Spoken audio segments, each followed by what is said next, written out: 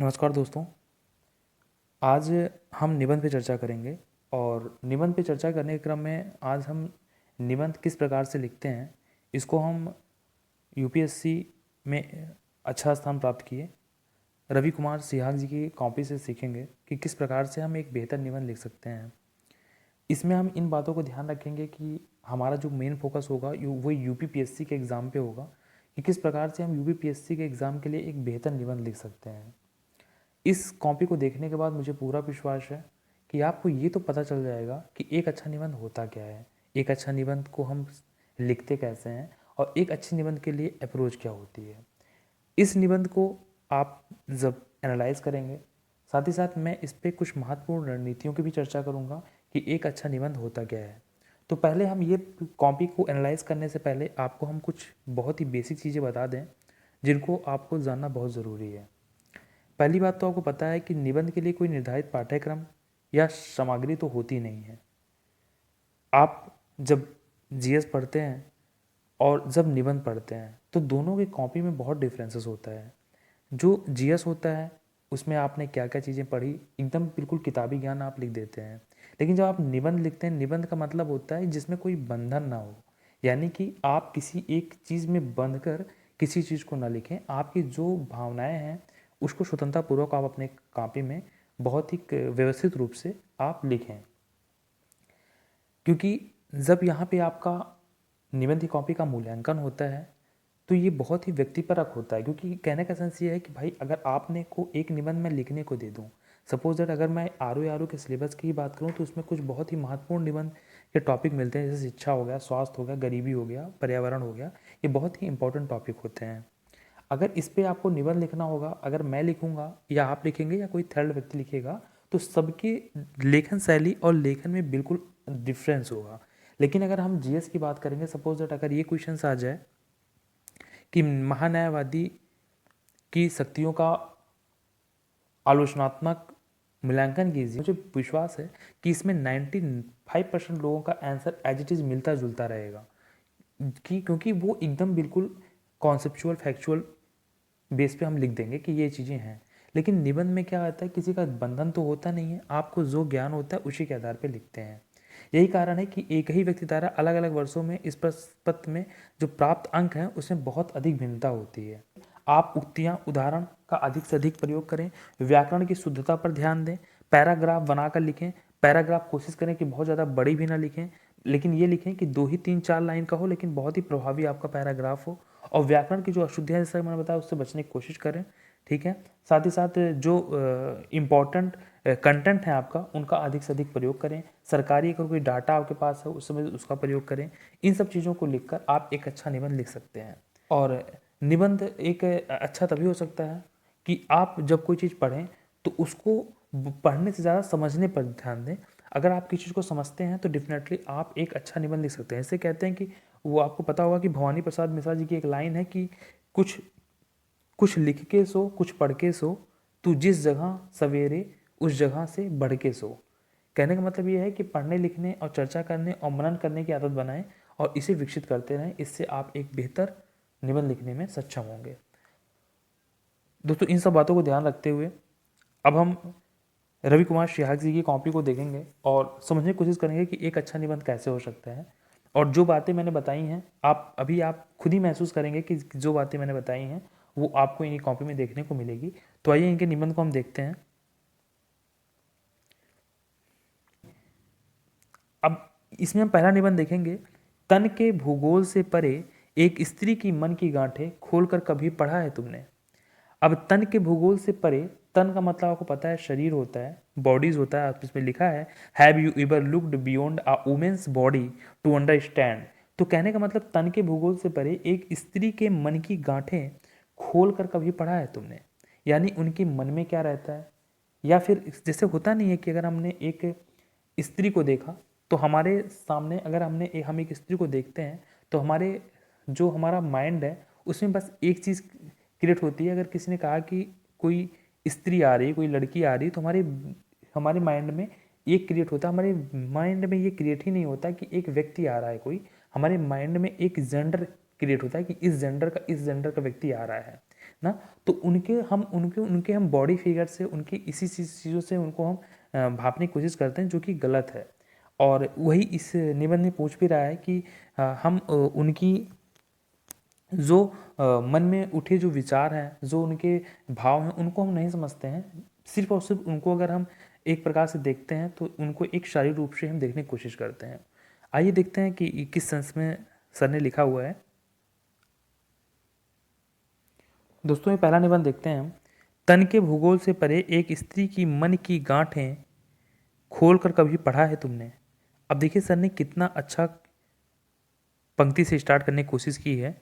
इसी से देखिए इन्होंने अपने मैटर को लिंक किया हुआ है। ऐसा नहीं कि अलग से लिखा उन्होंने, इसी इसी चीज़ को उन्होंने लिंक करके लिखा हुआ है कि तन के भूगोल से परे मन की गांठें खोल कर कभी पढ़ा है तुमने, उसके भीतर का खौलता इतिहास कभी पढ़ा है तुमने, उसकी चुप्पी की दहलीज पर बैठ शब्दों की प्रतीक्षा में उसके चेहरे को अगर नहीं तो क्या जानते हो तुम रसोई और बिस्तर के गणित से परे। एक स्त्री के बारे में निर्मल पुरुल जी की लाइन है और उसी को कोटेशन बना के इसने क्वेश्चन पूछा हुआ था। तो यहाँ पे उन देखिए सर ने कितना अच्छा सा प्रस्तुतिकरण किया है इसमें। और देखिए इसमें सबसे बड़ी बात यह है कि जो इस लाइन में जो कहा जा रहा है कि तन के भूगोल से परे, परे का मतलब होता है इससे बाहर जाकर उसकी जो मन के अंदर की जो बातें हैं, क्या उसको कभी खोलकर आपने पढ़ा हुआ है? उसी सेंस में सर ने पूरी लाइन को यहाँ पे लिखा हुआ है। अब देखिए कितना अच्छा, ऐसे करके आप किसी भी पंक्ति से स्टार्ट कर सकते हैं और फिर आगे देखिए सर ने क्या लिखा हुआ है। कोई भी विचार निर्वात में पैदा नहीं होता, उसके जन्म के पीछे, उस विचार के पीछे का इतिहास, उस समय के समाज, भूगोल, संस्कृति आदि में कुछ ऐसी परिवर्तन स्थितियां होती हैं जिनके घात प्रतिघात से विचार का बीजोरोपण होता है। ऐसा ही एक विचार है कि नारी के मन में क्या है, नारी के मन में क्या है, नारी क्या चाहती है, उसके क्या चाहती है, उसके मन में क्या है, क्यों समाज में नारी के मन संबंधित मुहावरे व लोकोक्तियों का प्रचलन है। जैसे जैसे नारी रहस्य का सिंधु है, विधु नारी रहस्य का सिंधु है, न हो कुछ नारी गति जानी। ये तुलसीदास जी कहते हैं, क्यों नारी के मन की परतों को समझना मुश्किल है, क्यों आज का पुरुष इस आधुनिक समाज में नारी को अपने समक्ष खड़ा नहीं कर पा रहा है। यदि इस प्रश्नात्मक विचारों का मनन मंथन और चिंतन किया जाए तो न केवल आधुनिक समाज को अन्य अर्थों के साथ लैंगिक रूप से सभ्य मानने में हिचकिचाहट महसूस होगी, बल्कि आगामी समय में भी हम एक सुंदर समतामूलक समाज हेतु नई योजनाएं बनाने में सफल हो जाएंगे।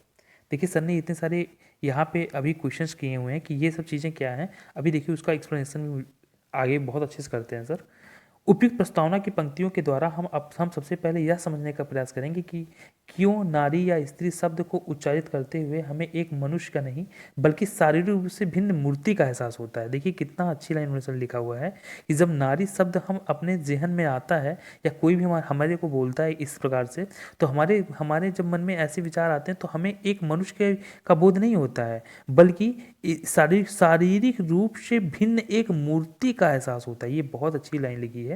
दरअसल समाजशास्त्र में प्रयुक्त जेंडर व सेक्स के अर्थ में कुछ इसे देखा जा सकता है। जहां सेक्स एक जैविक अवधारणा है, वहीं जेंडर एक समाज शास्त्रीय अवधारणा है।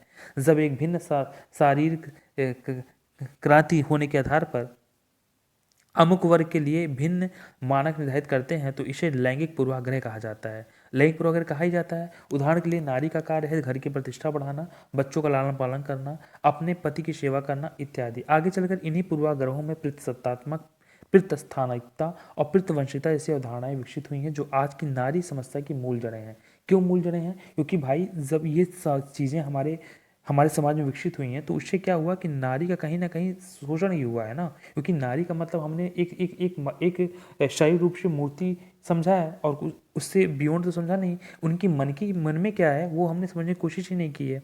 तो उसी है कि लैंगिक पूर्वाग्रह यूं ही नहीं बने हैं। समाजशास्त्रियों के अनुसार प्रारंभ में स्त्री की परिस्थिति पुरुष की अपेक्षा उच्च थी, किंतु संतान जनने की प्राकृतिक गुण होने के कारण स्त्री पर शारीरिक बंदिशें लगी।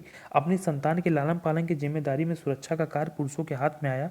इसी कार्य ने पुरुष सत्ता को जन्म देकर उसकी परिस्थिति को उच्च बनाया। प्राचीन सभ्य समाज में जहाँ यूनान में सेफो जैसी महिला चिंतक मौजूद थी, तो वहीं भारतीय वैदिक काल में गार्गी, मैत्री और लोपामुद्रा। देखिए ये सब फैक्ट्स के माध्यम से क्या होता है, आपके निबंध में मजबूती आती है। ये सब शब्द क्या होते हैं, यही आपके कंटेंट होते हैं जो कि आप जीएस में पढ़ते हैं, और आपको उसको देखिए आप निबंध में किस प्रकार से लिंक कर रहे हैं, इसको आप समझिए किस प्रकार से इन सब चीज़ों को उन्होंने हिस्ट्री में पढ़ा रहा होगा और ला के निबंध में कर रहे हैं। तो इस प्रकार से आपको भी करना है। जैसे स्त्रियां पुरुषों के कंधे से कंधा मिलाकर चलती थी, किंतु समय के साथ साथ पुरुष की बढ़ती सत्ता ने जहाँ भारत में जाति व्यवस्था जैसी प्रथाओं को जन्म दिया, तो वहीं पश्चिमी समाजों में भी नारी को पुरुषों की छाया तले खड़ा कर दिया। अरस्तु जैसे महान चिंतकों ने भी नारी की स्थिति को दोयम दर्जे का मानकर उसमें विवेक जैसे गुणों को अभाव की बात की है। उपयुक्त विशद चर्चा से हमें आज के समाज में यह स्थापित करने में मदद मिलेगी कि नारी में स्थिति कार्य स्वभाव वैसा नहीं है जैसा कि आम पुरुषों द्वारा उसे समझा जाता है। ऐसा कि सुमित्रा नंदन पंत ने कहा है कि योनि नहीं है रे नारी, वह भी मानवीय प्रतिष्ठित है, वह भी मानवीय प्रतिष्ठित, उसे तुम स्वतंत्र करो, वह रहे न नर पर आवासित। ठीक है, तो कहने का सेंस ये है कि आप नारी को सिर्फ एक मूर्ति के रूप में मत देखिए, उसे स्वतंत्र करिए और वह स्वतंत्र रूप से अपने निर्णय ले सके, उसकी जो विचार हैं वो बाहर आ सके। चर्चा का दूसरा पक्ष यह है कि किन किन स्तरों पर नारी को एक शरीर मात्र समझा जाता है। सर्वप्रथम परिवार के स्तर पर एक लड़की का लालन पालन केवल गृह कार्यों को करने के वाले जीवों को तौर पर किया जाना है। समाजीकरण की प्रक्रिया में उसे एहसास कराया जाता है कि वह केवल पुरुष के अधीन है। वस्तुतः विवाह प्रथा में जो स्थानिकता का तत्व है वह भी स्त्री को पुरुष का पिछलग्गू साबित करता है। यहाँ तक कि अपने ससुराल में भी उसे उसके सबकी इच्छाओं के अनुरूप स्वयं को ढालना पड़ता है। तुलसीदास ने भी रामचरितमानस में सीता को आदर्श पत्नी दिखाया है, क्योंकि वह पत्नी सास की देखभाल समुचित रूप से करती हैं। देखिए दोस्तों, ये सब चीज़ें कहीं बुक्स में मिलेंगी नहीं मिलेंगी ना। ये विभिन्न विचार हैं, विभिन्न चीज़ें हैं जो आप समाज में देखते हैं, जो आप कहीं भी पढ़ लेते हैं, उसको लाके निबंध में आप कहीं पर भी इंटरलिंक करते हैं। ये होता है एक निबंध की खूबी। निबंध का मतलब यह है कि जो भी आपका ज्ञान है उसको इस प्रकार से आप अपने निबंध में प्रस्तुत करिए कि एग्जामिनर को पढ़ने का ये रहे कि हाँ आप पढ़ता ही चला जाए, वो रुके ही ना। देखिए, कौशल्या सासु घर माही, सेवही शबहिन माद मन माही। इतनी सेवा व पतिव्रता धर्म निभाने के उपरांत भी रावण से छुड़ाए जाने पर सीता को अग्नि परीक्षा से गुजर अपने चरित्र की परीक्षा देनी पड़ी। कारण क्या था कि वो नारी थी। अगर वो शायद अगर कोई पुरुष होता शायद उसको ये परीक्षा न देनी पड़ती। ठीक है, इसी प्रकार समाज के स्तर पर जाति व्यवस्था में विद्यमानता, शुद्धता और प्रदूषण की संकल्पना घर की बेटियां बहुओं को घर की चौखट तक सीमित करती हैं। उनका घर से बाहर निकलना, स्वतंत्र घूमना, प्रेम करना जाति बिरादरी में अपमान समझा जाता है। आधुनिक सब समय में ऑनर किलिंग की समस्या इसी व्यवस्था का प्रतिफल प्रतीत होती है। इतनी बंदिशों के बाद यदि कोई स्त्री कार्य करने पहुंच भी जाती है तो बाहर के लोग कार्यस्थल के सहकर्मी उसे लालचाई नजरों से देखते हैं। आपने देखा होगा ना कि जब आप कोई स्त्री कहीं बाहर काम करने जाती है तो वहाँ पे वर्क प्लेस पे भी उसको समस्या होती है भाई, कार्यस्थल पे, क्योंकि उसका यौन शोषण का डर लगा रहता है। वो अगर कहीं बस में यात्रा या कहीं पर जा रही है पेपर देने, तो घर वालों की चिंता रहती है कि भाई कि मतलब लड़की घर से बाहर जा रही है, तो उनको एक होता नहीं कि एक माइंड सेट हो जाता है कि भाई लड़की है, लड़की कैसे बाहर जा सकती है, क्योंकि हम लड़की को एक लड़की की नज़र से ही देखते हैं भाई, क्योंकि वो हम एक जेंडर के रूप में देख रहे हैं ना उसको, उसकी जो इच्छाएं हैं उसके अकॉर्डिंग हम देख नहीं पाते। और समस्या है हमारे यहाँ, क्योंकि हम एक इस प्रकार से हमारे समाज में बन गया है माइंड सेट सबका। इतनी बंदिशों के बाद यदि कोई स्त्री कोई कार्य करने पहुंच भी जाती है तो बाहर के लोग कार्यस्थल के सहकर्मी उसे ललचाई नज़र से देखते हैं, क्योंकि यदि उनकी नज़रों में वह एक कर्मी नहीं बल्कि सेक्स की पूर्ति का साधन मात्र है। एक शायर ने कहा भी है कि औरतें काम पर निकली बदन घर पर रख कर कि जिसमें जो खाली मिला तो मर्द आ बैठे। कितनी अच्छी लाइन लिखी है इन्होंने कि जब कोई औरत, देखिए कितनी अच्छी लाइन लिखी, देखिए इन्होंने, अब यदि इन कुटिल नजरों से भी बच भी जाए तो कहीं ना कहीं वह कार्यस्थल पर यौन शोषण का शिकार हो जाती है, चाहे वह ऑफिस हो, मैंने जो बताया अभी आपको, परिवहन साधन या मजदूरी की जगह। कुछ समय पहले आई एक फिल्म पिंक में भी इसी बात की दुर्दशा को दर्शाया गया है कि किस प्रकार एक स्त्री के पुरुष के साथ बैठकर बात करने को भी सेक्स करने का इशारा समझ लिया जाता है। इस पर हर स्तर पर नारी का वस्तुकरण किया जाता है। परिवारों में उसे केवल माँ, बहन, बेटी, पत्नी की पहचान मिलती है, मानो कि क्यों नहीं। बात सही है, वही क्वेश्चन देखिए सर ने, देखिए कितना, मतलब आप जो मैं कह रहा था ना कि अपने टॉपिक पर केंद्रित रहिए। अभी तक देखिए आपको ऐसा नहीं लगा होगा कि मैंने कुछ एक्स्ट्रा चीज़ें पढ़ी हैं। अभी तक जो पढ़ रहे हैं हम टॉपिक टू टॉपिक पढ़ते जा रहे हैं, ठीक है। तो वही चीज़ मैं आगे पढ़ रहा हूँ कि देखिए कितनी अच्छी लाइन इन्होंने लिखी है। ये लाइन आप ध्यान दीजिएगा कि परिवार में उसे केवल माँ, बहन, बेटी, पत्नी की पहचान मिलती है, मानव की क्यों नहीं। ठीक है। फिर पंचायतों में आरक्षण मिला तो सरपंच की कुर्सी पर सरपंच पति आ बैठे। सही बात है। संसद में गई तो भी हालिया समय में एक नेता द्वारा अध्यक्ष के संबंध में ऐसी बात कर डाली कि एक और जहां पुरुषों की सामंती मूल्यों का प्रदर्शन होता है, वहीं दूसरी ओर वह बात नारी की स्थिति को ही पुरुषों की नज़र में बयां करती है। जब नारी हंसती है तो उसे हम हम बिस्तरी का इशारा समझ आता है, नज़र में बयान करती है। तो कहने का मतलब ये सब चीज़ें जो आप यहाँ पढ़ रहे हैं, ये सब जो चीज़ें आप न्यूज़ में देखते हैं, उसको भी लाके किस प्रकार से देखिए इन्होंने लाके यहाँ पे जोड़ने का प्रयास किया है। इसी प्रकार से उन्होंने बहुत चीज़ें देखी, लिखा है कि सोशल मीडिया के स्तर पर जब कोई लड़की किसी लड़के की तस्वीर में रुचि दिखाकर लाइक करती है तो इसे संभोग करने का खुला निमंत्रण समझाता है। आज के सिनेमा में नारी के संबंध में उसके अंग प्रदर्शन के साथ जो फूहड़ गाने सुने जाते हैं वे हमारी समाज की मानसिकता को ही उजागर करते हैं। यह वही मानसिकता का अगला बिंदु है जो हिंदी के कवि बिहारी मिर्जा गालिब की रचनाओं में दिखाई पड़ता है। आज इंटरनेट पर जो विज्ञापन आते हैं उसमें महिला का अंग प्रदर्शन मुख्यतः कॉस्मेटिक सामग्री में आप देखते होंगे किस प्रकार से किया जाता है, उसी को सर ने यहाँ पे लिखा हुआ है ताकि लोग ज़्यादा आकर्षित हो सकें। ऐसा इसलिए कि विज्ञापनकर्ता भी समाज के लोगों का मन को बखूबी समझते हैं। आप जब इथिक्स पढ़ेंगे तो वहाँ पे इन सब चीज़ों को बहुत अच्छे से केस स्टडी के रूप में भी देखेंगे। फिल्मों को शीला की जवानी, मुन्नी बदनाम जैसे गाने आते हैं, उनका हिट होना संभावित हो जाता है। देखिए कितना अच्छा, मतलब पढ़ने के क्रम में ऐसा लग रहा है कि इसको पढ़ते जाऊँ। मतलब एक होता नहीं कि पढ़ने में मज़ा आ रहा है कि हाँ कितना अच्छा इन्होंने लिखा हुआ है कंटेंट को। फिर इतने सारे उदाहरण साबित करते हैं कि आज के सभ्य समाज की सच्चाई क्या है। तो इस प्रकार से आपने देखा, आपने फिर देखिए यहाँ पे फिर इस प्रकार से आपने देखा कि कितना व्यवस्थित क्रमबद्ध रूप से निबंध लिखा हुआ है। जहाँ पे आपको कोटेशन की ज़रूरत है वहाँ ये कोटेशन लिख रहे हैं, जहाँ पे इनको फैक्ट की ज़रूरत है वहाँ पे फैक्ट के माध्यम से प्रूव कर रहे हैं, जहाँ पे इनको प्रूव कर रहे हैं। तो इस प्रकार से आपको भी अपने निबंध को लिखना है। निबंध का मतलब ये नहीं होता कि आप रटिए कुछ लिखिए, आपके मन में जो विचार आ रहा है उसको लिखिए। ठीक है। इसी प्रकार देखिए आप इसको मैं कॉपी ग्रुप पर डाल दूंगा, आप पढ़ लीजिएगा। कितनी अच्छी लाइन सर ने लिखी है। फिर देखिए महिलाएं क्या चाहती हैं, उनकी मन की गांठों में क्या है, उनका मनोविज्ञान क्या है। मन की गांठें देखिए, उसमें आपका क्वेश्चन पूछा तो उसी के देखिए लिंक कर रहा है कि सर उनकी महिलाएं क्या चाहती हैं, उनकी मन की गांठों में क्या है, उनका मनोविज्ञान क्या है।